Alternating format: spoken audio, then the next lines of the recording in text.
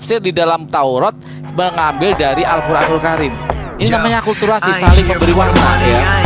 Oke, kita lanjutkan lagi. Edis. Tentang sholat. Ternyata tradisi sholat ini adalah meneruskan ajaran-ajaran yang dibawa oleh Ibrahim, bukan dari Yahudi. Dan ini sama dengan apa yang dilakukan di dalam Islam yang dibawa oleh Muhammad. Tentu di sini tidak ada sallallahu alaihi wasallam ya, karena Abraham Geger kan bukan Islam. Jadi sama antara sholat itu diambil dari Abraham, bukan dari Yahudi. Nah, saya bacakan lagi. Menurut Geger, ada beberapa hal yang sama antara Islam dan Yahudi ini. Dikorelasikan lagi. Islam dan Yahudi dari aspek pandangan hidup. Seperti A, harapan menjadi husnul khotimah. Kita muslim kan kepingin nanti kalau meninggal husnul khotimah. Dalam Al-Quran disebut sebagai sebuah pengharapan. Ya, wa taufana ma'al akror. Ya, begitu juga dalam bahasa Ibrani. Ya, dalam bahasa Balam, let me to the death of the Regnus. Ya, ini sudah diterjemahkan dalam bahasa Inggris. Jadi ada namanya pengharapan untuk husnul khotimah. Ini juga dipahami di dalam kitab Balam yang diakui juga oleh Yahudi. Etika ketika membuat janji. Dalam Islam seseorang dianjurkan mengatakan insya Allah, ya. Dan di dalam Yahudi begitu juga diajarkan untuk mengucapkan mudah-mudahan Tuhan memberkati atau mengabulkan. Ini, ya. Terus C, Yahudi mengenal adanya balasan kebaikan. Hal ini disebut dalam Babakama ya 92 ya. Babakama ini kitab Yahudi tafsir. Dan di dalam Islam ini ada di dalam Quran surat An-Nisa ayat 85. Jadi bagus ini, malah Abraham Geger mengkorelasikan apa yang ada di dalam Yahudi di dalam Islam itu sama sebenarnya. Ya, ada adopsi yang dilakukan oleh Yahudi Islam, ada juga Yahudi membuat sebuah tafsir yang dilakukan rabi-rabi pada abad ke-9 menggunakan pemahaman dari Al-Quranul Karim. Jadi terkorelasi. Jadi aneh. Tapi di sini Kristen malah gak disebut sama sekali. Ini Kristen gak disebut, tapi mereka sok tahu. Malah katanya mengutip.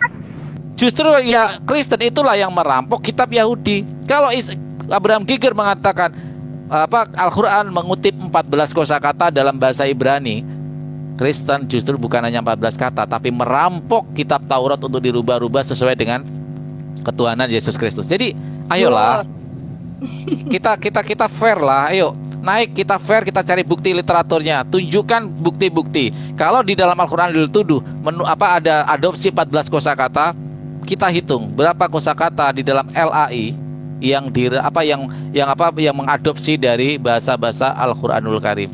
Itu sebenarnya para Iwan Villa. Kita harus jujur ya. Ketika mengambil data ya kita bahas semua secara komprehensif. Jadi saya tadi langsung buka karena saya tahu Edis ini pasti main kutip aja. Ternyata benar. Bahkan di sini Abraham Geger mengatakan tidak ada perbedaan dalam konsep ketuhanan dan konsep beribadah antara Yahudi dan Islam. Ini ada di dalam halaman 232 ya, di dalam bukunya itu. Jadi come on, ayolah, ayo diskusi dengan baik, diskusi dengan cerdas, ayo data diungkap, dibuka dengan baik gitu, ya. Bener, Hadis Bang. naik, ayo. Itu kan bedanya kalau Abang Farhan baca semua tuh yang dikemukakan Abraham Geger, itu bakal Abang ngerti deh maksud Abraham Geger itu maunya kemana. Sama yang seperti Justru Abang baru. ya, Iya, mengkorelasikan, dia mengkorelasikan. Nah, kalau dia nih Yahudi dan Islam. Kalau dia nih menafsirkan sendiri biasa sama dengan Bibelnya, kan mereka juga suka menafsirkan sendiri Bibelnya. Bibelnya aja ditafsirkan sendiri, apalagi begini. Yang naik karena gantian ya, banyak banget yang minta naik. Belajar, silakan, Bang. Belajar dengan kebencian ya begitu. Ya, maaf aja ya. Oke, saya gantian yang naik ya. Silakan Mbak Lona, ada yang mau ditambahkan? Tafadhol. Saya sapa dulu Bang Randy, selamat siang, dan Mbak Rahayu, assalamualaikum warahmatullahi wabarakatuh. Assalamualaikum warahmatullahi wabarakatuh. Waalaikumsalam. Nanti kalau ada Oten yang mau naik, saya turunin aja nggak apa-apa. Gantian. Oke, siap. Bang, ada Maria nggak Bang? Bang Farhan, ada Maria nggak Bang? Maria siapa tuh? Oh, Edis minta naik. Bang Besam saya turunkan ya. Saya turunkan dulu. Oke, siap. Mau naik. Saya aja Bang. Oke. Saya pamit dulu Bang ya. Oke, Bang Eko. Waalaikumsalam warahmatullahi wabarakatuh. Terima kasih Bang Eko sudah main di Komal Farhan Faruk. Edis mau naik lagi. Saya naikin Dis ya. Tadi saya sudah kasih kamu waktu yang baik ya Dis ya. Tolong fair saja dalam diskusi, fair saja. Cek 1 2 3. Suara kamu berisik Dis. Kamu di luar ya? Lagi di luar ya Dis? Noise banget. Coba di tempat agak sepi. Silakan. Ya udah agak mending, Oke. Sebentar Dis ya, saya sapa dulu soalnya. Sebentar Dis, saya sapa dulu yang baru masuk. Bang Randy, ada yang mau disampaikan? Bang Randy. Oke, jauh dari perangkat mungkin. Silakan Mbak Rahayu, ada yang mau disampaikan? Saya turunkan juga, saya turunkan lagi Bang Randy karena banyak yang ngantri. Silakan Mbak Rahayu, ada yang disampaikan? Apa yang disampaikan? Membahas soal apa? Diskusi lintas agama Mbak tentang ini. Mbak Rahayu belum menyimak ya dari tadi ya berarti ya? Belum menyimak. Belum menyimak dalam. Oke, Mbak Rahayu simak dulu aja ya di bawah ya. Nanti kalau udah ini nanti dinaikkan kembali ya. Karena yang ngantri banyak nih, ada 12 orang ya. Makasih, maaf. Assalamualaikum warahmatullahi wabarakatuh. Oke. Saya naikkan lagi Andi Bayu. Banyak banget nih yang ngantri naik soal. Oke, silakan Bang, saya sapa dulu Bang Automatik. Assalamualaikum warahmatullahi wabarakatuh. Assalamualaikum warahmatullahi wabarakatuh, Bang. Waalaikumsalam warahmatullahi wabarakatuh. Bang Andi Bayu juga, terima kasih. Silakan, ada yang mau disampaikan dulu? Sebetulnya sih saya nggak minta naik, cuman saya naik ini biar screennya nggak naik turun. Saya kan moderatorin Bang Farhan nih, saya iya. bawah gitu. Oke, siap. Nggak apa-apa. Jadi maksud saya biar dia ngelok gitu Bang Farhan. Oke, saya jadi fokus di typingnya aja. Tapi ya nggak apa-apa. Terima kasih buat Bang Edis ya, udah menambah kita semua lebih terang ini begitu dipaparkan sama Bang Farhan. Makasih Bro Edis, sehat selalu semua ya. Gak apa-apa, saya memang sengaja dikirim permintaan tapi saya nggak naik Bang. Oke, terima kasih Bang Automatik. Saya turunkan lagi ya Bang ya. Terima kasih ya sudah jadi moderator yang luar biasa. Terima kasih. Saya naikkan Bang Eko Widodo karena banyak banget yang ngantriin, itu band yang minta naik banyak banget ini. Silakan Bang Andi Bayu kalau ada yang mau disampaikan. Silakan Bang Andi Bayu. Saya sih tadi menyimak sih ya semua apologet Islam. Cuma memang ya apa ya, lihat umat-umat sebelah ini kayak tahu Al-Quran tapi sebenarnya enggak tahu, hampir enggak ada yang tahu. Kayak misalkan tadi Bang Farhan bilang Allah menurunkan nabinya atau rasul dengan bahasa kaumnya, itu hanya sekedar terjemahan tapi nggak tahu maksudnya itu apa gitu loh, entah bahasanya atau adatnya, istiadatnya kan. Jadi pikirannya mereka itu Al-Quran ini seperti cerita, seperti buku, harus ada lengkap full. Kalau tidak ada hanya sekedar seperti nama istri Adam nggak ada, dianggap tidak lengkap, tapi kita menganggapnya lengkap, mereka nggak terima. Padahal itu substansinya kan bukan seperti itu. Al-Quran itu bukan seperti ya misalkan seperti Bang Farhan lahirnya tanggal berapa, di mana, nama ibu saya, bukan seperti itu. Al-Quran itu hanya substansi. Pak, mereka kan nggak mau seolah-olah katanya menggenapi, melengkapi, mana nggak ada. Nah, tapi mereka tuh nggak tahu. Contoh kemarin Ustadz Wafi itu naik di kemaunya Mbak Ica, ada yang orang ibu-ibu dia naik itu tanya dengan keadaan seperti terbakar itu loh. Tuhan kamu pelin-pelan, loh kok bisa kamu bilang pelin-pelan? Nah, katanya babi itu haram tapi kok bisa dihalalkan? Kan sudah dijelaskan dengan sangat gampang diterima. Kita ngomong bahasa Indonesianya dulu, terjemahan dulu. Jika tidak ada makanan, hanya ada babi, misalkan ibu di hutan, tuh kenapa harus nggak makan daun atau buah-buahan? Loh, kan ini kan udah terlihat gobloknya kan. Kata tidak ada itu apa menurut Bang Farhan? Ayo saya tanya Bang Farhan. Tidak ada sama sekali. Pilihannya terakhir yang makan babi itu. Nah, kok dia bilang menyimpulkan kenapa nggak makan daun-daunan? Berarti kalau dia menyimpulkan kenapa nggak makan daun-daunan atau buah-buahan, berarti kan ada, bukan tidak ada kan itu kan. Nah, seperti itu loh, banyak sih sebenarnya saya lihat itu, aduh, ya memang apa ya istilahnya mereka itu ya mungkin bingung sendiri atau gimana kita nggak tahu ya. Kita untungnya ada Bang Farhan, Rauni Rifa untuk membentengi sama Bang Zuma. Untungnya seperti itu mereka. Jadi seperti kemarin ada yang terpleset dari Bang Zuma itu langsung di framing, katanya Bang Zuma Nabi Muhammad sama Allah itu setara. Apalagi di sini bilangnya ada Bang tulisan. Bestam, saya turunkan dulu ya Bang Bestam ya, sebentar Bang Bestam. Oke, Bang Eka mau naik soalnya. Banyak banget yang mau naik. Silakan dilanjut Bang Andi. Silakan. Ada tulisan Allah sama Nabi Muhammad di masjid itu tuh sejajar, dianggap sama, kan lucu gitu loh. Nggak tahu filosofinya apa, nggak tahu katanya seperti itu. Tapi ya nggak apa-apa ya, mungkin mereka ingin tahu ya nggak apa-apa. Jadi mereka itu mengorek langsung ke bukan ke poinnya. Ada kata-kata kiranya dia buat menghantam Islam langsung dihantam pakai ayat ini. Tapi nggak dibaca dari ayat awal sampai akhir. Harusnya mereka harus tahu awal dan akhir dibaca dulu. Itu kenapa sih ayat ini turun? Itu untuk apa? Mereka enggak cari yang salahnya dulu lah, dihantamkan, dicocokkan loh. Ayatmu seperti inilah. Ya kalau seperti itu ya dari dulu Nabi Muhammad ya malah bingung. Gitu aja Bang. Oke, terima kasih. Iya, Mbak Lona, silakan ditambahkan.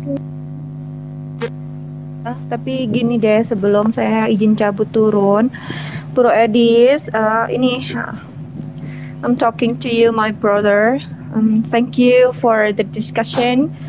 It was such an honor to me. Yeah, tapi please, upgrade yourself. Yeah, as someone who is claimed that I am educative or I am like seperti yang selama ini, as you said before, I prove yourself, that you are as Lona, kamu belajar bahasa Inggris dulu lah Lona lah. Alah gaya lo bro. Kamu belajar bahasa Inggris dulu Lona ya. Nanti kalau udah gaya ngomong sama saya. Gini, oke, kalau memang Bro Edis ahli bahasa Inggris, debater internasional, kelas internasional, harusnya kamu punya something just like what I've got. Bang Farhan izin open cam. Mbak Lona, nggak usah diteruskan Mbak Lona, percuma malah mancing-mancing emosi. Enggak, Lona kan sudah saya ajak sendirian. Nggak usah. Silakan. Bro, kenapa Lona lari? Silakan Mbak Lona. Lanjut Mbak Lona. Bang Edis, Bro Edis, I wanna show you something. I'm showing you something. Kalau jangan terpancing Mbak Lona, lanjut aja Mbak Lona, percuma. Sabar. Iya. Kalau memang Bro Edis ini kelas internasional ya, Bro, punya yang kayak gini enggak? Ini Bible, Bro. Terbitan tahun berapa? Nggak punya uang Mbak Lona untuk beli itu Mbak Lona, nggak punya uang. Terbitan tahun berapa Bro Edis? 1835. Terus? Lu udah punya belum? Kamu udah punya belum? Iya, terus dengan punya itu membuktikan apa? Ya kan kamu katanya sebagai evangelis internasional atau orang yang sebagai penginjil internasional. Punya nggak yang kayak gini? Dengan punya itu Lona ingin menunjukkan apa? Di dalam ini Lona punya juga Lona nggak tahu. Ya karena aku belajar, jadi kamu nggak usah sok pengetahuanmu itu loh sampai mana maksudnya Mbak Lona, pengetahuanmu sampai mana? Nggak usah sok berframing bahasa Inggris begini begitu. Nanti dikasih izin aja ya saya ngomong ya. Soalnya kalau saya ngomong bahaya nanti dipotong lagi nanti. Itu tadi ya metode back projection itu jangan ngarang kamu ya, nggak ada itu, jangan bikin sendiri ya. Nanti blunder. Nanti kalau selesai gantian ya. Oke, dah. Udah bisa ngomong. Sebentar Edis. Udah males diskusi sama Bro Edis, udah nggak edukatif. Di sini aja, di atas aja dulu, nggak apa-apa. Nemenin. Sudah bisa ngomong Farhan? Nanti ditendang lagi. Sebentar Edis. Saya duluan Bang Eko. Bang Eko silakan. Saya harus adil. Bang Eko silakan. Edis, saya coba adil loh, Dis. Silakan Bang Edis. Bang Eko. Iya. Ini belum ada bahasan kan ya? Belum, masih bersifat umum, silakan. Ya, ini sebenarnya keresahan saya dari semalam ini. Semalam itu ada room yang ngebahas bahwa Yesus atau Isa Al-Masih itu punya istri. Nah, ini sebenarnya pengetahuan baru buat saya ya. Karena saya pun sebagai seorang muslim selama ini menganggap bahwa Isa alaihissalam tidak menikah, sampai kemudian kemarin dibacakan bahwa di dalam Al-Quran dijelaskan bahwa semua para rasul itu menikah. Kira-kira begitu gitu. Makanya saya mulai menggali ya kebenaran tentang apakah Yesus itu menikah. Ini saya mohon maaf buat teman-teman Kristen, saya nggak ada maksud menyinggung karena ini adalah keresahan saya. Karena Yesus itu di dalam keislaman juga adalah seorang nabi. Ya, jadi saya tidak ingin menyinggung sama sekali. Ini hanya saya pun tidak mau mengulik Alkitab kalian ya. Saya ini mengambil dari referensi di luar kitab suci. Ya, ternyata banyak sekali ya artefak kuno, ya naskah-naskah kuno ya yang menguatkan hal tersebut. Ini saya open cam aja ya. Boleh saya besarkan Bang Eko. Saya lupa.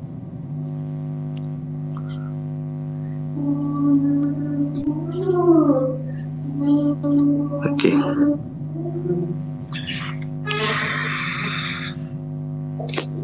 Oke, ini saya ngambilnya sengaja dari apa ya?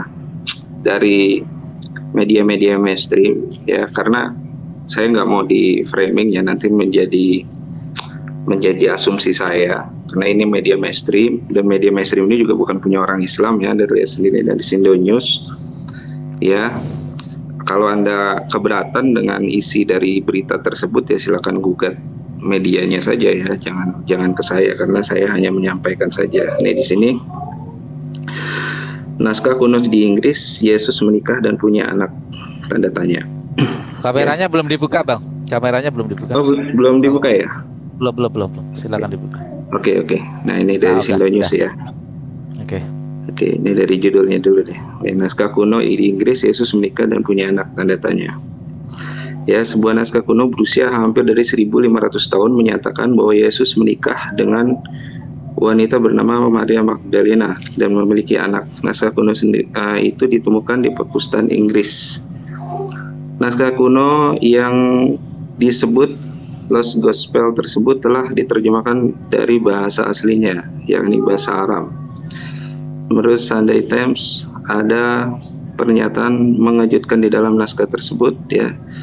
Profesor Barry Wilson dan penulis, ini saya bacanya agak susah.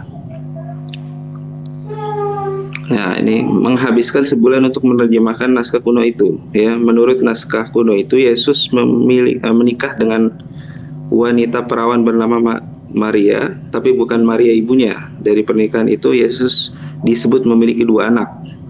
Naskah kuno Lost Gospel bukan naskah pertama yang menyebutkan Yesus menikah dengan Maria Magdalena. Sebelumnya Nakos Kanzaskis dalam bukunya adalah Temptation of Christ tahun 1953 dan buku The Da Vinci Code karya Dan Brown juga pernah menuliskan hal yang sama. Ya, ini dari Sindo News. Saya nggak melebihkan dan mengurangi ya. Saya hanya membacakan aja. Ini yang kedua, ya, ini dari merdeka.com juga menyajikan fakta juga bahwa ditemukan secarik naskah kuno ya, namanya papirus. Ya, diperkirakan dibuat nih lebih tua lagi ya, di abad 4 Masehi ya. Ya, nampaknya akan menjadi jawaban perdebatan yang selama ini dicarikan papirus tersebut bertuliskan Yesus berkata kepada mereka, istriku gitu. Selama ini mungkin banyak yang mempunyai anggapan bahwa Yesus belum pernah menikah. Namun terdapat pula pandangan lain bahwa Yesus dan Mary Magdalene mempunyai satu hubungan khusus. Perdebatan yang mengulas masalah tersebut masih kerap terjadi sampai sekarang ya. Dengan ditemukannya carikan papirus kuno tersebut dapat dijadikan acuan jawaban bahwa kemungkinan Yesus pernah menikah, seperti yang dilansir dari NBC News ya. Oke, ini dari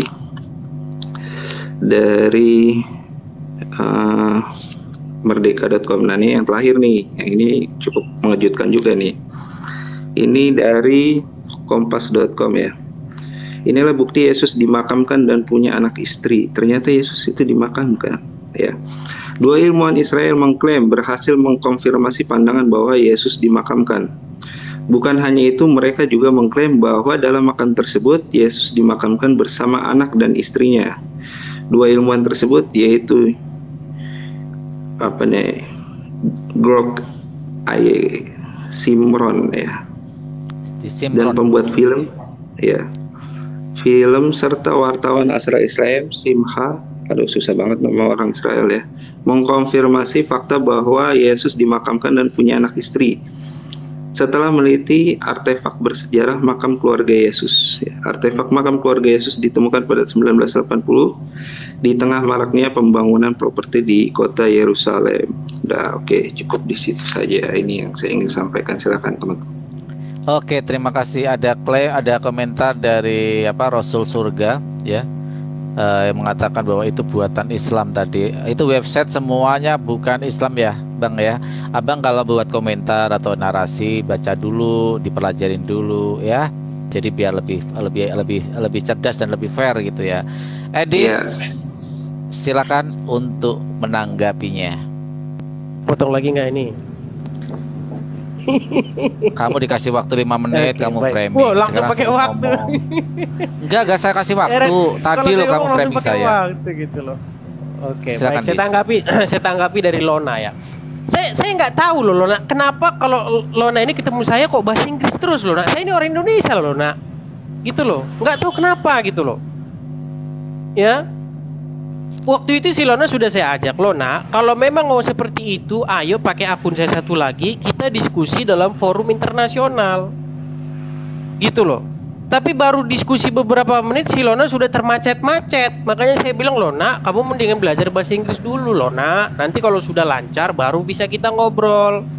Gitu loh. Bahkan sudah saya bilang malah, Lona, kamu kalau memang sudah pernah ke UK, ada temanmu di sana yang muslim, suruh masuk dia biar diskusi sama saya. Kan itu saya bilang sama Lona. Lona bilang, oh saya nggak punya teman.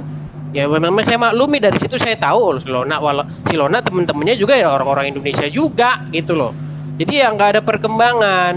Nah, terus si Lona menunjukkan satu buku ya, itu kayaknya Injil ya, atau sebuah kitab Kristen lah, kayaknya Injil lah mungkin ya, yang dari tahun 1800-an kalau nggak salah tadi, mata saya udah terlalu pudar untuk melihat tahunnya tadi ya. Jadi begini Lona, dengan kamu menunjukkan buku itu tidak membuktikan apa-apa. Kamu baca pun itu kamu nggak ngerti artinya juga, karena itu tahun 1800-an ya, itu isinya sudah archaic language ya. Tahu nggak kamu apa itu archaic language? Nanti juga kamu nggak tahu juga apa. Itu bahasa-bahasa yang udah orang Inggris sendiri udah nggak tahu itu apa ya. King James Version itu orang-orang yang sekarang itu nggak ngerti, banyak orang nggak ngerti. Seperti kata yoke itu orang Inggris nggak tahu itu apa itu yoke itu. Yoke itu kalau dalam bahasa Indonesia itu namanya apa itu, kalau sapi dia disuruh membajak terus di lehernya sapi dikasih itu apa bahasa Indonesianya itu? Dikasih cantolan begitu. Itu bahasanya Edis. Binatang yang kena ada kalung itu kan namanya Edis. Sebentar dulu Farhan. Ya. Kamu nanya saya jawab lah. Ya, lanjut. Jadi gini, itu Lona, itu udah nggak dipakai lagi Lona. Ya. Sekarang itu orang sudah pakai misalnya NIV, ya, New International Version, atau New King James Version, ya, atau NET, ya, New English Version. Bukan pakai itu lagi Lona. Kamu kalau pakai itu, kamu kembali ke tahun 1800, ke zamannya zaman orang masih ini bajak sapi gitu loh. Jadi gini Lona ya, menunjukkan kamu punya buku ini dan itu tidak membuktikan apapun. Bahkan saya pastikan kamu kalau baca buku itu, baca isinya, kamu nggak ngerti itu apa gitu loh, karena isinya di dalam itu penuh dengan archaic language, bahasa-bahasa tua, bahasa-bahasa kuno yang zaman sekarang orang nggak pakai lagi. Itu contoh di Indonesia masih ada. Kalau Anda buka Alkitab yang tahun lama, kita banyak menemukan yang nggak kita ngerti, yang ejaannya masih doemanwe itu, tawawen itu, yang tuh ejaannya masih oen itu, kita nggak ngerti itu apa itu. Ya, bahasa Indonesia lama kita juga nggak ngerti. Ya. Nah, kemudian Makanya itu aja Lona ya, kamu latih dulu bahasa Inggrismu. Nanti kalau sudah lancar, kita bikin forum internasional ya. Kalau kamu takut di roommu atau di roomnya Farhan gitu, biar Farhan moderatorin gitu. Ya. Nah, kemudian tadi ada yang ngomong siapa tadi Eko ya. Dia bilang bahwa ada ditemukan Yesus menikah bla bla bla ya.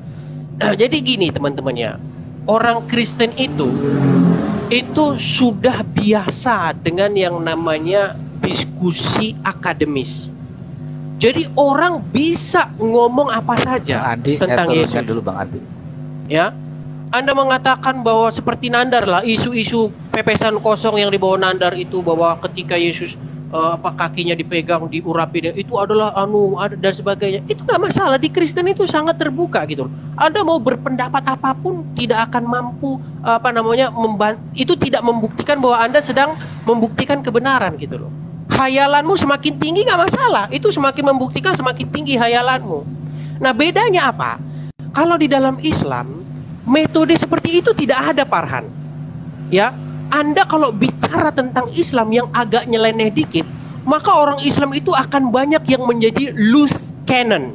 Tahu nggak kamu apa loose cannon itu? Nggak tahu lagi nanti kan? Si Lona aja nggak ngerti itu apa itu loose cannon. Loose cannon itu langsung seperti hilang kendali gitu loh.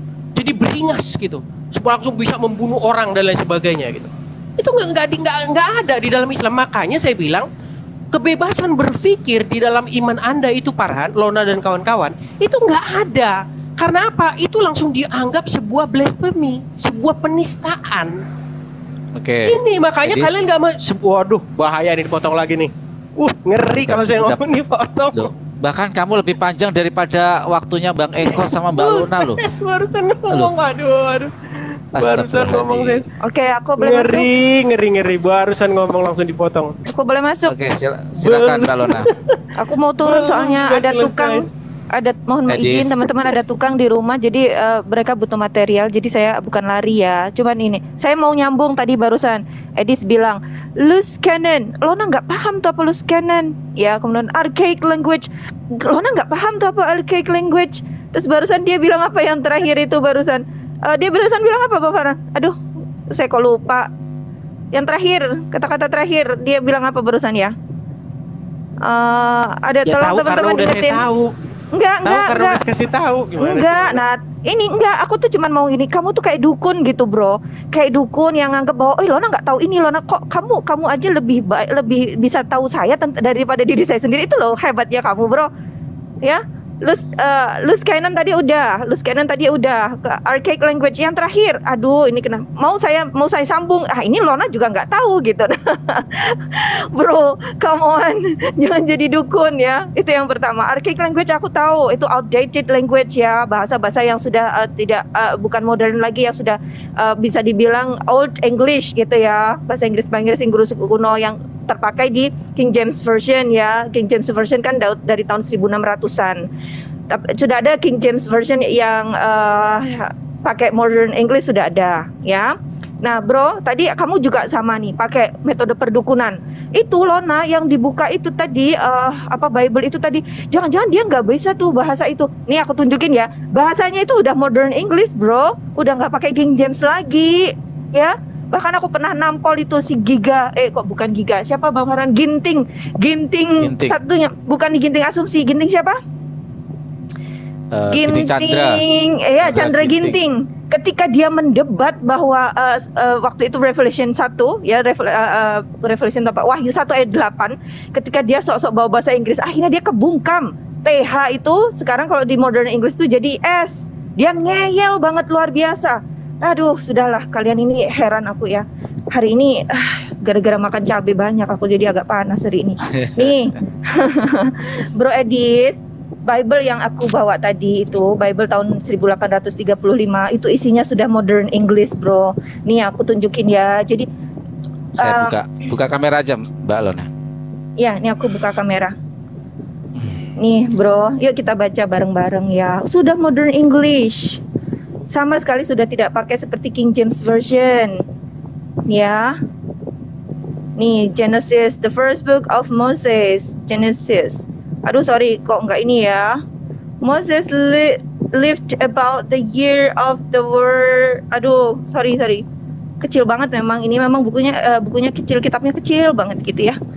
Tapi the year of the word 2002-433. Sorry, nggak kebaca. And was chosen by God to be the minister of the covenant which he made. Sorry, kecil banget sih.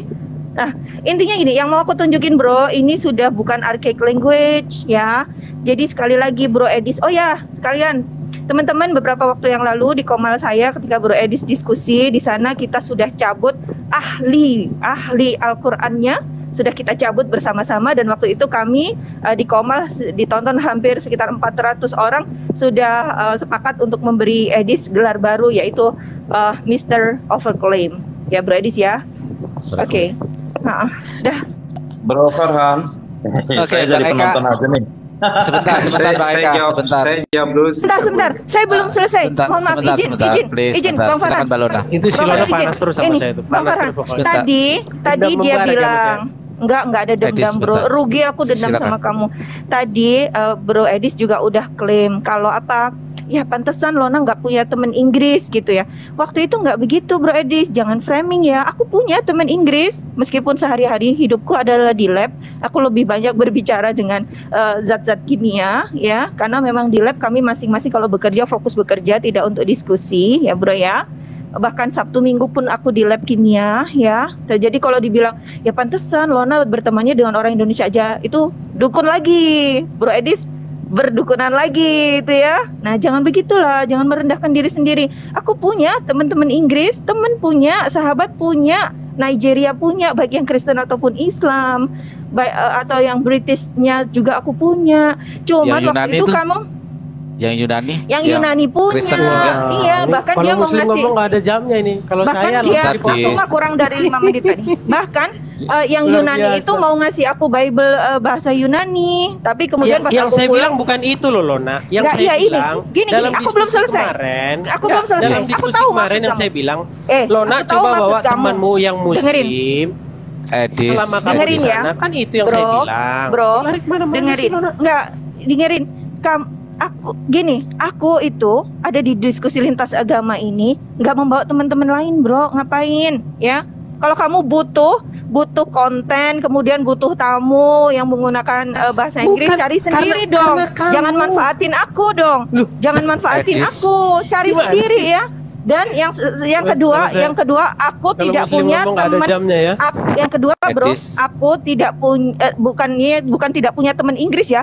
Tidak punya, atau di circleku tidak ada orang Inggris yang debat lintas agama. Jadi tidak fair kalau hanya aku masukin muslim yang dia tidak tahu debat lintas agama. Oke, itu saja. Memang kalau muslim. Oke, terima kasih. Edis, sebentar. Saya dulu Edis, sebentar. Biasa tanggapi dulu Farhan. Biasa tanggapi dulu. Enggak, itu isinya cuma ad hominem aja. Ngapain sih ditanggapi? Itu sebentar Edis. Sebentar Bang Eko silakan, habis Bang Eko nanti Bang Eka. Bang Eka terus Edis. Adil saya. Silakan Bang Eko. Iya, yang dibahas Edis ke Lona itu ad hominem. Sebenarnya harus dihentikan, tapi karena dibiarkan, akhirnya Lona menjawab. Nah, akhirnya yang dibahas tuh tentang pribadi dengan pribadi aja tuh. Ya, itu nggak perlu dilanjutkan tuh kalau mau diskusi. Kalau mau tuh mending Anda saling kirim WA aja tuh berdua biar diskusi. Nggak perlu orang tahu tuh. Ya, terus saya mau bahas tadi tentang Edis tuh.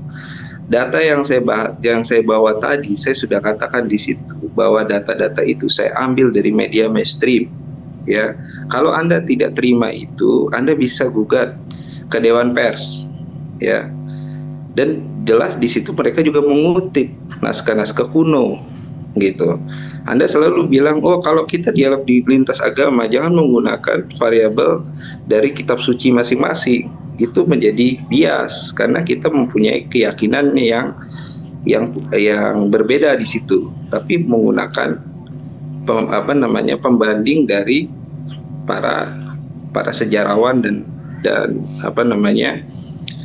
data-data di luar kitab suci masing-masing. Nah, ini yang saya bawa gitu loh.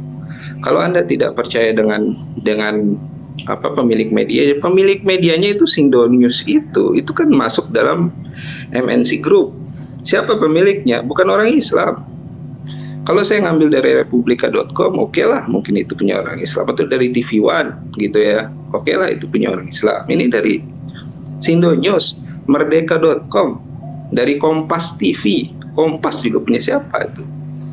Gitu loh. Jadi silakan itu dijawab. Kalau Anda menganggap bahwa itu memang dinamika di dalam kekristenan, sebenarnya gini, Edis. Loh, tapi kalau saya ngomong nggak ada waktunya. Sebentar. Kita masih bebas di sana. Luar biasa. Kamu framing, kenapa sih kamu nggak selesai framing kamu tuh? Silakan Bang Eko. Oke. Jadi terus juga dia mengatakan bahwa Islam justru di dalam keislaman itu tidak ada kebebasan di dalam berpikir. Anda justru salah besar, karena di dalam keislaman justru tidak ada yang namanya penyeragaman. Tidak ada tuh namanya konsili-konsili dalam Islam tuh nggak ada. Makanya di dalam Sunni itu mazhab tuh ada 4, itu mazhab fikih. Mazhab akidahnya lebih banyak lagi, ada banyak sekali ya. Belum lagi nanti kita bicara Sunni, Syiah dan lain sebagainya. Itu tidak ada yang menyeragamkan, Edis. Tidak seperti di denom Kristenan ya, Arianisme dibidatkan, ya kan, Nestorian dibidatkan, Sabellianisme dibidatkan, semuanya dibidatkan. Yang benar tuh cuma Tritunggal gitu. Justru yang berkembang adalah pemikiran Islam gitu. Itu aja, terima kasih. Oke, terima kasih Bang Eko. Nanti kita bahas tentang ini ya. Di dalam Islam tidak ada namanya kebebasan. Anda salah. Bang Eka, silakan gantian Bang Eka. Iya, selamat siang, pagi untuk semua. Selamat siang. Oke.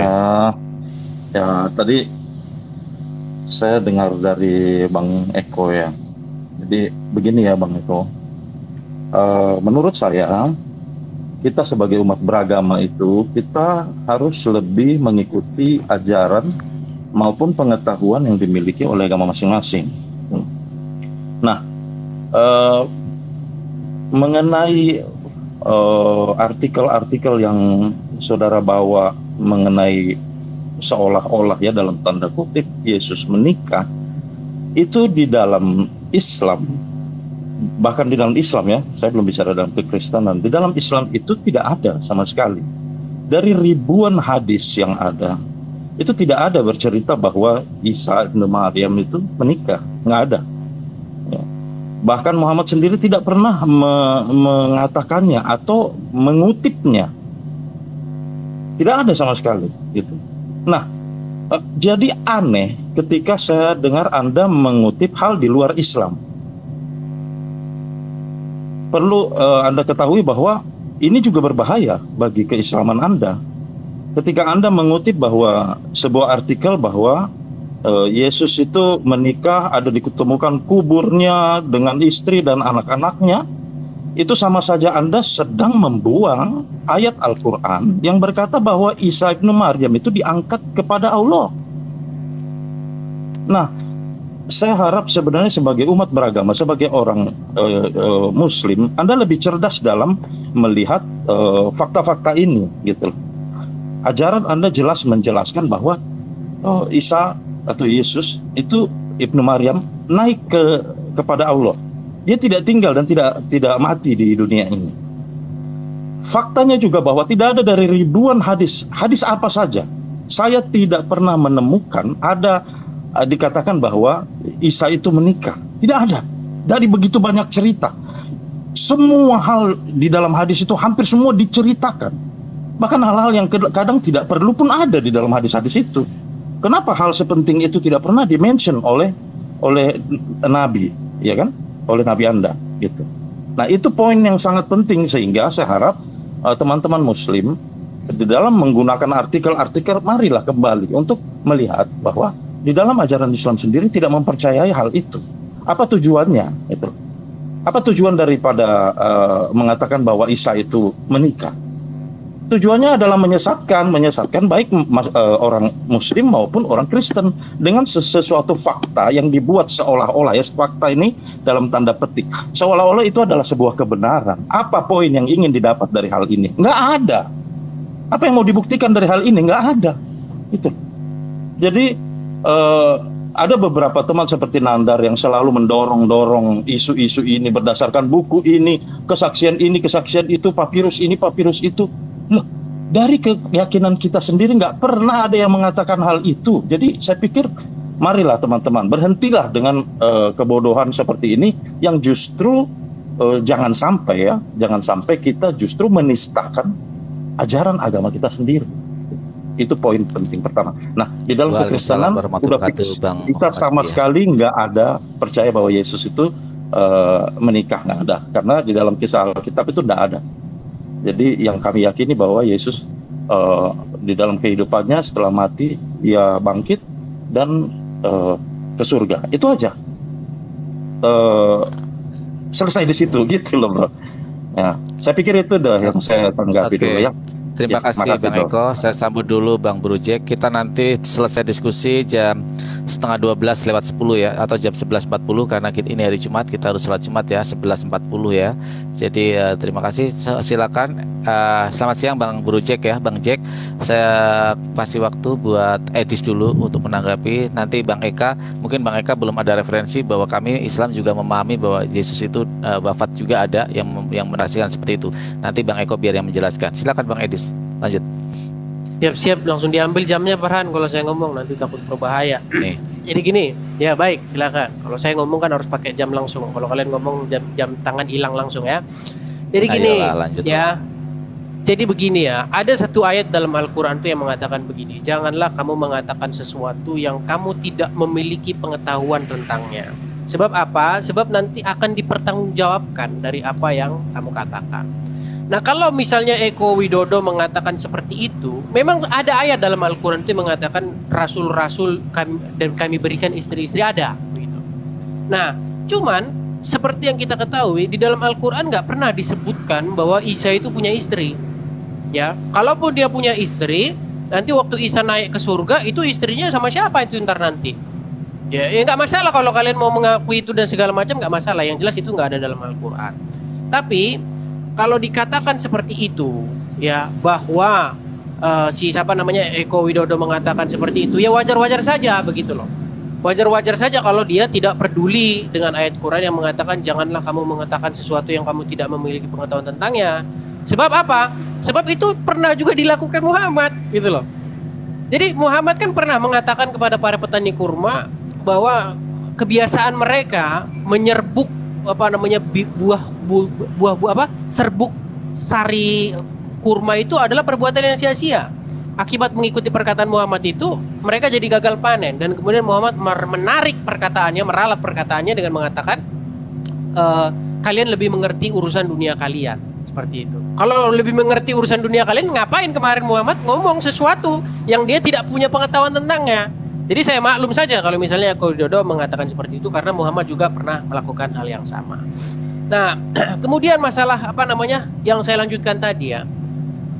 Kalau Farhan bilang bahwa di dalam Islam itu ada kebebasan berpikir, jangan munafik Farhan. Kemarin yang baru viral ya, ada beberapa pemuda, orang-orang pondok juga, mereka itu membakar tafsir, membakar kitab tafsir dengan mengatakan begini, buku tafsir ini membuat orang tidak boleh mempunyai haluan lain selain dari apa yang mereka pikirkan. Farhan saya rasa tahu itu video itu ya, dibakar dan orangnya ditangkap itu. Kalau nggak salah kejadiannya di mana? Lombok apa mana itu Farhan ya? Saya lupa itu. Bisa kalian cari sendiri ya. Di mana ada pemuda-pemuda pakai sarung malam-malam, mereka ngomong begitu, ada buku tafsir ini dibakar sama mereka karena mengatakan kita ini selama ini sudah didoktrin bahwa pikiran kita harus sesuai dengan tafsir begini dan lain sebagainya. Itu pemuda-pemuda yang bagus saya rasa. Mereka punya pikiran-pikiran yang maju. Nah, kemudian kalau kalian tahu juga ya, Salman Rushdie itu juga pernah menulis begitu tentang sebuah buku yang sangat terkenal. Dan karena tulisan itu, apa yang terjadi kepada Salman Rushdie? Dia lari akhirnya, dia mencari suaka ke negeri orang. Nggak usah jauh-jauh ya, di negara kita ya, pernah ada satu survei di salah satu media untuk mengatakan siapa tokoh yang paling kamu senangi. Ya, ternyata setelah disurvei itu, tokoh pertama itu Soeharto dan Muhammad menjadi nomor sekian. Dan karena itu orang yang bikin survei itu dipenjara. Ya, itu orangnya Arswendo itu orang masih ada. Nah inilah membuktikan betapa kolotnya apa yang agama Farhan ini gitu loh Farhan. Kolot sekali. Orang nggak bisa berpikiran makanya saya katakan tidak ada kemajuan dalam berpikir. Ya beda dengan Bible.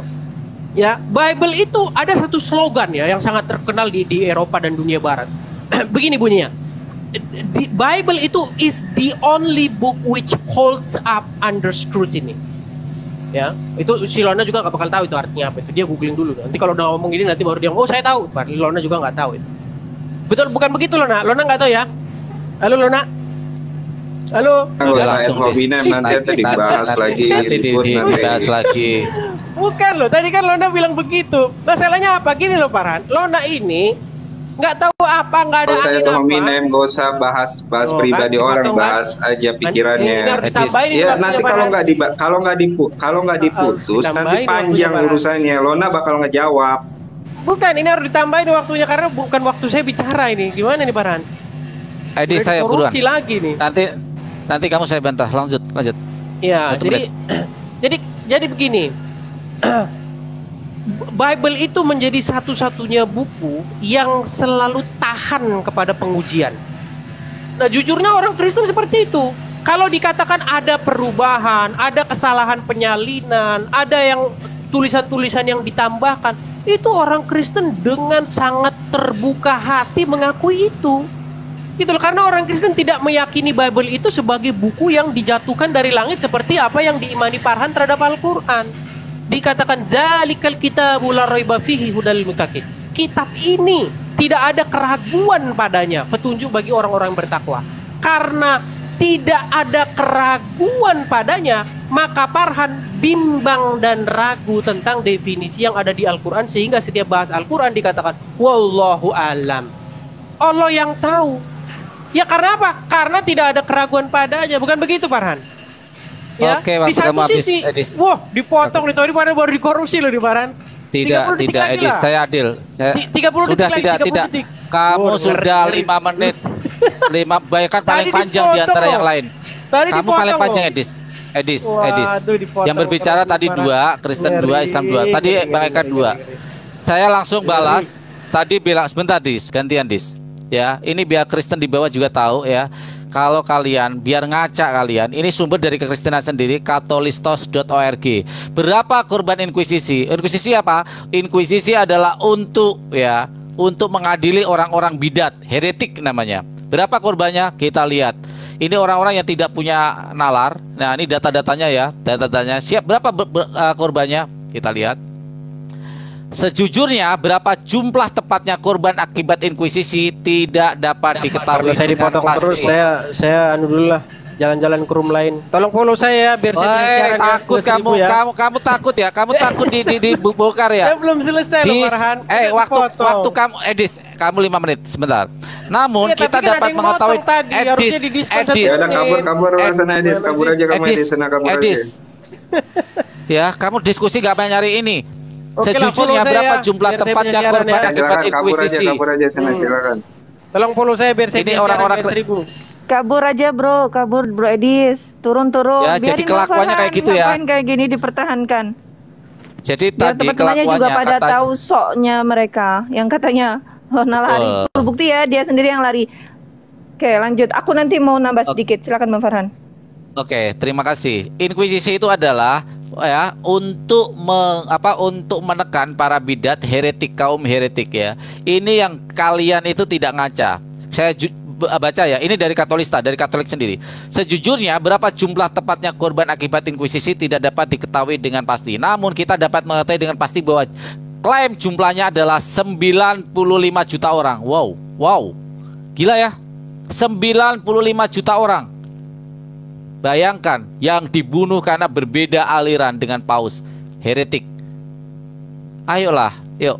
Kalian coba-coba lebih banyak daripada korban Holocaust. Iya, korban Holocaust. Belum nanti korban 30 tahun antara Protestan dan Kristen dan Katolik. Itu hampir 160 juta. Korban terbesar dalam perang dalam sejarah. Tidak ada yang bisa mengalahkan. Perang Dunia Pertama, Perang Dunia Kedua bahkan kalah jumlahnya dengan perang Protestan dan dan Katolik dalam perang 30 Kristen tahun. Sesama Kristen ya. Kristen dengan sesama Kristen ya itu. Kristen sesama Kristen ya. Jadi Kalian jangan coba-coba bawa kayak gini, kami sudah hafal ya. Dulu kalian tutup-tutupi, sekarang dengan terbukanya informasi, kalian akan tahu semua gitu loh ya. Jangan coba-coba deh ya. Tapi saya sebenarnya malas membawa ini, tapi Edis tadi mencoba membawa-bawa tentang di penjara lah, inilah. Sekarang di pusat Vatikan sendiri ya, di pusat Vatikan sendiri. Ini patungnya yang namanya Bruno ya. Gernaldo Bruno dihukum mati karena pemikirannya dianggap sesat nih, dianggap sesat, melawan paus, dihukum, dibakar matinya. Filsuf Italia Giordano Bruno dibakar hidup-hidup pada 17 Februari 1600 karena dianggap sesat. Nih, kalian mau lagi atau mau data lagi? Ayo kita buka-bukaan yuk. Siapa yang lebih kejam, Islam atau Kristen dalam hal kemanusiaan? Ayo kita buka-bukaan. Kalau mau seperti ini cara diskusinya ya. Maaf saya host, saya agak bisa lama-lama karena saya menghargai kalian. Silakan Mbak Lona dulu. Saya bisa duluan nggak Mbak Lona, soalnya saya mau jemput anak saya. Sebentar Bang Eko, ini juga aku mau jawab Bang Eko. Oke, izin dulu ya. Oke, sebenarnya tadi itu tema baru ya tentang Yesus menikah itu. Tapi saya sebenarnya kurang tertarik dengan tema Yesus menikah. Jujur itu tema yang sebenarnya agak saya hindari. Tapi saya ingin memberikan data yang jujur ini akan memperkuat memperkuat apa yang dibawa Bang Eko tadi. Mohon maaf ya Bang Ehad Prawira, di sini ada saudara Kristen kita Bang Ehad. Memang beliau tidak bisa menerima fakta bahwa Yesus menikah dan itu diklaim sebagai hal-hal yang berasal dari Islam gitu. Klaim-klaim itu. Nah ini saya mau membuktikan, saya izin open cam lagi. Sudah Mbak Lona, sudah diperbesar. Silakan. Oke, sebentar. Ini data dari internal kekristenan ya, Bang Ehad ya. Ini ada BYU Studies. Ini websitenya byustudies.byu.edu. Ini pasti website terpercaya kalau sudah ada edu ya. Oke. Nih, yang mau saya bawa nih. Publishing scholarship informed by the restored gospel of Jesus Christ. Nih, BYU's Premier Academic Journal. Ini dari internal kekristenan ya, Bang Ehad ya. Nah, yang saya mau bawa apa? Nih, saya mau membuktikan bahwa Yesus menikah itu bukan klaim dari Islam. Was Jesus married? Nih, artikelnya dari sama byustudies.byu.edu, artikelnya judulnya Was Jesus Married. Oke, di sini tertulis. Saya semoga bisa kelihatan dengan jelas. While the belief that Jesus was married during his lifetime has been popular among church leaders, tapi saya mau fokus ke sini aja. Mau dianggapnya dari 19th century, tapi faktanya ini yang mau saya bawa ya. Nih, rather belief in a married Christ prospered in the early decades of the church. Jadi ternyata belief atau kepercayaan bahwa Yesus menikah itu sudah ada dari gereja-gereja awal, Pak Ehad, saudaraku Bang Ehad ya. Which is a controversy, isn't it? Iya, the early decades. Kontroversi kan? Ya ini internal kekristenan sendiri ya. Jadi jangan menganggap orang Islam. Iya memang with little controversy. Bang Eka tahan dulu. Bang Eka tahan dulu. Karena kita pembagian waktu. Anda tadi di ini waktu Anda. Silakan Mbak Lona. Oke, memang kontroversi. Tidak ada yang mengatakan ini tidak kontroversi, bro. Di dalam kekristenan sendiri itu kontroversi. Artinya kekristenan sendiri tidak satu suara tentang Yesus menikah, ya. Nah, saya ulang di sini. Brother belief in a married Christ prospered in the early decades of the church with little controversy, little ya, among members until leaders in the early 20th century discouraged its public discussion. Jadi diskusi atau kontroversi tentang Yesus menikah itu sudah ada dari awal-awal gereja. Ya, dari awal-awal gereja, dari bapak-bapak gereja dulu. Dan itu baru ditutup kontroversi itu in the early 20th century. Jadi baru di awal abad ke-20-an itu baru ditutup, di-discourage gitu, tidak ini lagi secara publik gitu, ya. Ini contohnya. Some Latter-day Saints believe that he was married, others believe he wasn't. Okay? Most members are open to believe either way. Di sini penjelasannya banyak. Silakan bro baca sendiri. Bahkan di sini kenapa kok ada ini yang Apostle tahun 1845-an. Nih ada yang namanya Apostle William Smith. Ya, dia manggilnya apostle, bukan prophet. Kalau beda sama Bang Luga ya, prophet ya. Oke, di sini ditulis. Kenapa ada itu? Karena ada ayat-ayat di dalam Bible sendiri seperti ini. Seperti yang sebenarnya sudah disampaikan oleh beberapa debater muslim yang mengatakan bahwa Maria Magdalena itu membasuh kaki Yesus, di mana itu di dalam adat Yahudi tidak pernah ada perempuan bisa membasuh atau bersentuhan kecuali dia adalah mahramnya. Atau dan di sini suaminya. Nih ada lagi, saya mau bahas nih yang keren nih. In 1947, Brigham Young presented the image of Mary Magdalene attempting to cling to Jesus' feet as how every woman at the resurrection will come right to her husband's feet, same as Mary. On October 6, 1954, Apostle Orson, kecil banget ya, Hyde explained that Mary's reference to Jesus as Rabboni, which is to say master, manifested the affection of a wife. Ya bro ya, mohon maaf ya. Ini saya sampaikan di sini data ini. Sebenarnya saya termasuk orang yang kurang suka membahas tentang Yesus menikah. Meskipun di dalam Islam ada keyakinan bahwa semua nabi dan rasul itu menikah, dan di dalam Islam sendiri Nabi Isa alaihissalam itu akan menikah nanti di kedatangan yang kedua, di mana kemudian beliau juga akan menikah, punya keturunan sampai kemudian beliau akan meninggal dunia. Itu yang mau saya bawa di sini. Bang Farhan silakan dilanjutkan. Terima kasih. Sebentar Bang Eka, harus Bang Eko dulu. Saya tanggapi langsung ya. Saya tanggapi langsung dulu supaya nggak bias nanti. Bang Eka tahan dulu. Bang Eko aja lanjut. Saya mau nanti. Iya, silakan Bang Eko. Saya sapa dulu Bang Unggul. Assalamualaikum warahmatullahi wabarakatuh, Bang Unggul. Waalaikumsalam warahmatullahi wabarakatuh. Guru Farhan, Kak Dona, Bang Jack, Bang Eko, Bang Eka. Aku baru masuk standby dulu menyimak. Allahu Akbar. Oke, silakan Bang Eko duluan. Yuk, saya atur waktunya dengan baik. Silakan.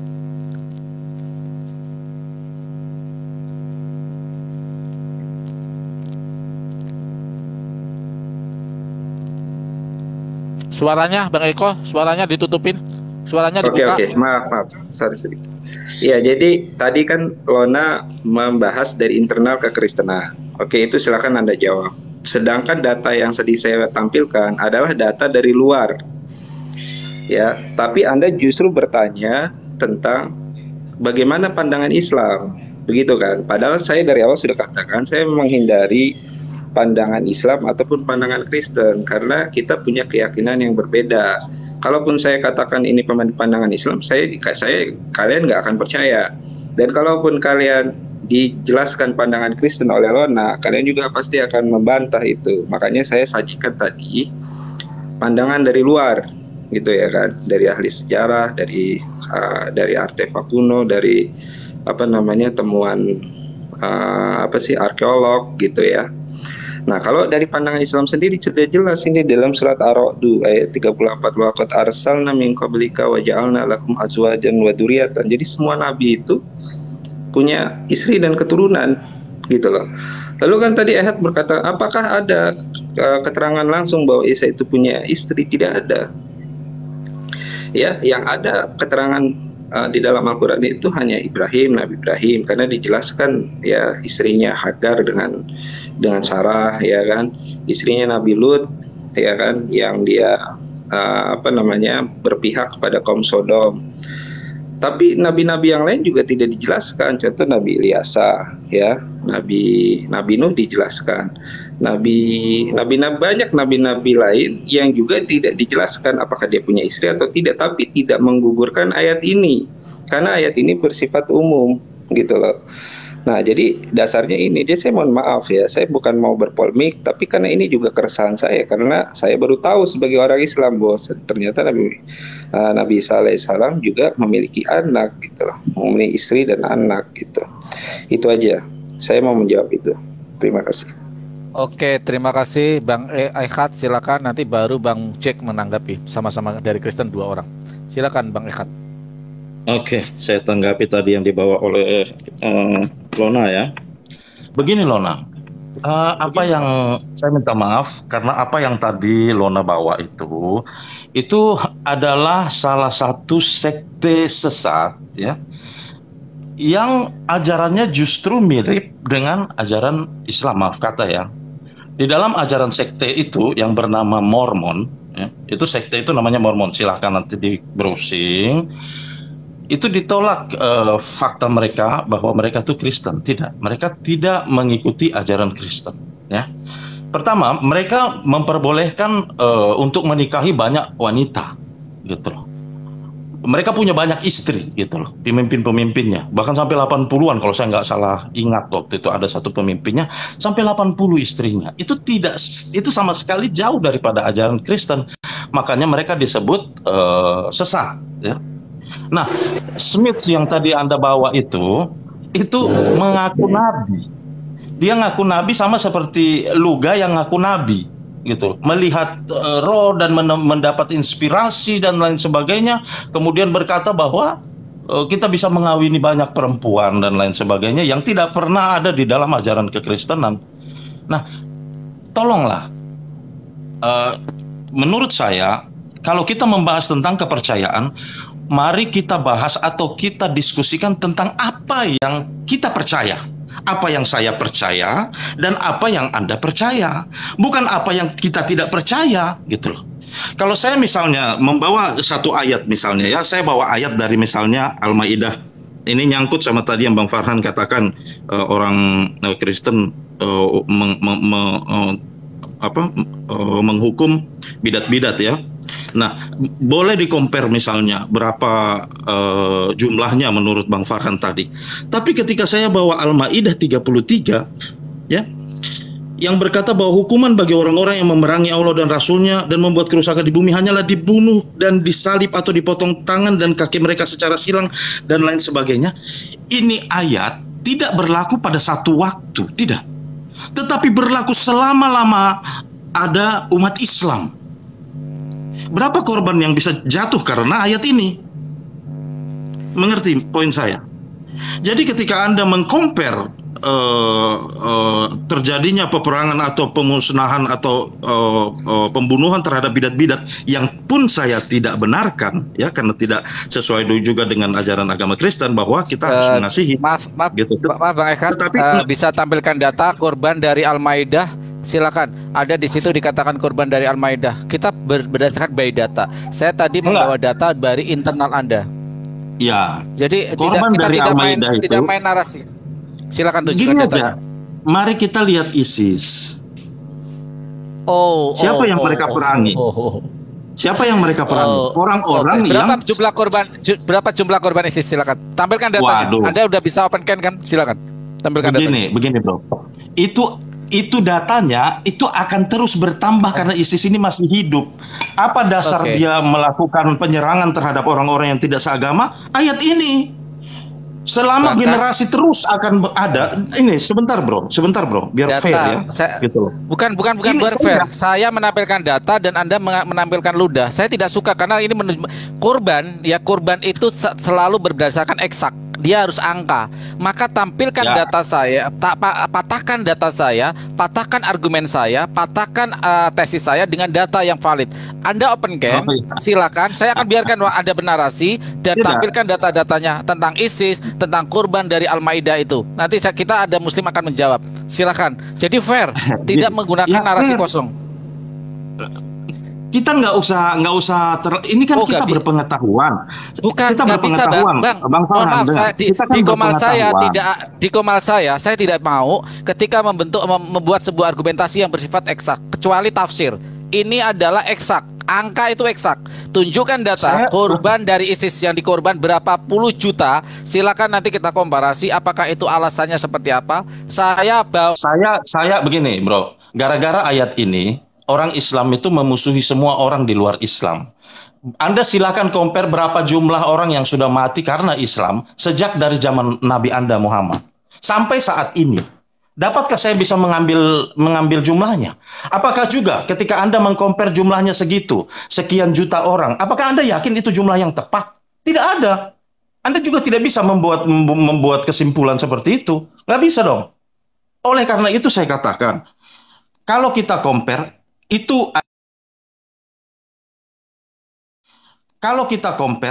itu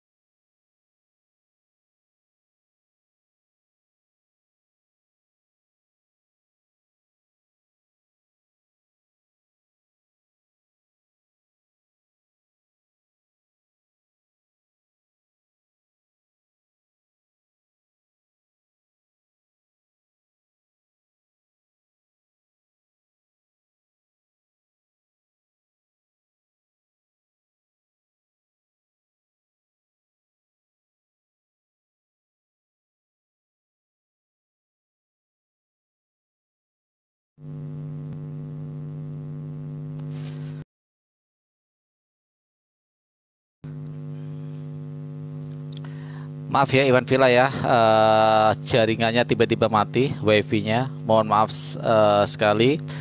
Mungkin karena sholat Jumat ya, setengah 12, jaringannya tiba-tiba internetnya ini. Saya akhiri dulu para Iwan Villa, mohon maaf sekali lagi ya. Tadi ada gangguan jaringan. Nanti kita lanjut setelah sholat Jumat. Assalamualaikum warahmatullahi wabarakatuh.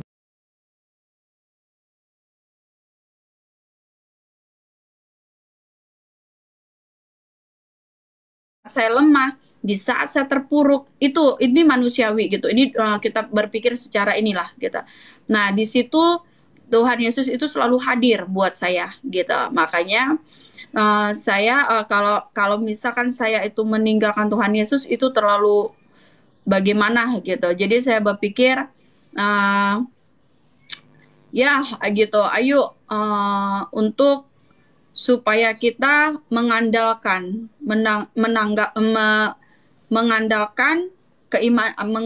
keimanan kita gitu. Itu dalam kehidupan kita sehari-hari. Amin. Tentu dalam hal ini saudariku yang baik hati, Ica yang baik hati, tentu kan sering sekali dipertanyakan tentang Yesus yang manusia ya. Ini dari sebelah.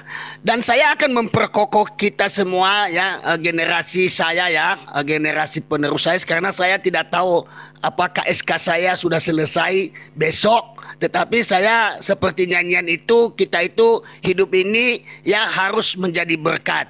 Ya, kalau tidak berdaya lagi ya sudah menjadi berkat bagi sesama.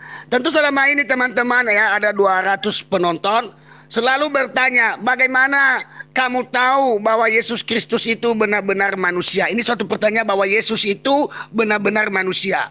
Nah, tentu dalam hal ini teman-teman di bawah saya akan membuka data dan Alkitab ya.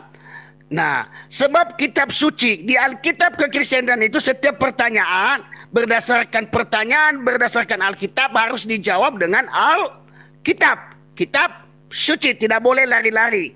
Nah, dengan penjelasan menyebutnya manusia. Sekali lagi dengan jelas menyebutnya manusia. Saudaraku yang dikasih oleh Tuhan, Ica, supaya kita tahu dulu, coba buka 1 Timotius 2 ayat 5. Baik. 1 Timotius 2 ayat 5.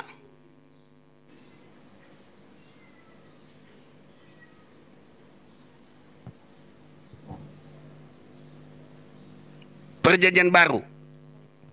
Ya, perjanjian baru ya. Tim. Iya. 1 Timotius 2 ayat 5. Karena Allah itu Esa, dan Esa pula dia yang menjadi pengantara antara Allah dan manusia, yaitu manusia Kristus Yesus. Amin. Ini dalam hidup saya, saudariku Ica, ini adalah syahadat saya. Kalimat syahadat saya secara pribadi di dalam Alkitab yang saya pelajari dan yang saya imani. Di situ jelas-jelas teman-teman, ya. Karena Allah itu Esa, dan Esa pula dia yang menjadi perantaran antara Allah dan manusia, yaitu manusia Kristus Yesus. Amin. Tidak ada yang lain di kitab lain. Saya mempelajari beberapa kitab, saudariku. Bukan saya sombong, saya hanya manusia biasa, orang awam.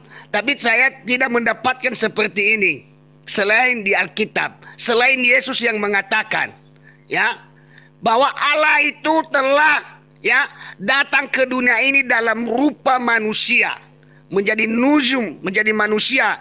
Di mana kita tahu, teman-temanku, ya, di dalam Yohanes 3 ayat 16. Di sini kita tahu bahwa Allah itu yang mengaruniakan anaknya yang tunggal. Ya, teman-teman di bawah dicatat, ya, supaya kita mengerti, memahami tentang iman kita sebagai orang Kristen yang mengikut Yesus. Di dalam Yohanes 3 ayat 16 demikian firman Tuhan.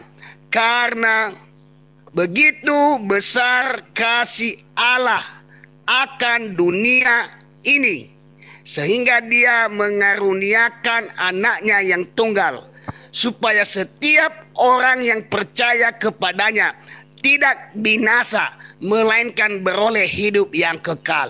Dalam ayat itu, dalam kata itu, Allah mengaruniakan anaknya yang tunggal. Pertanyaan dalam hati kita sekarang, apakah Allah itu punya istri sehingga dia punya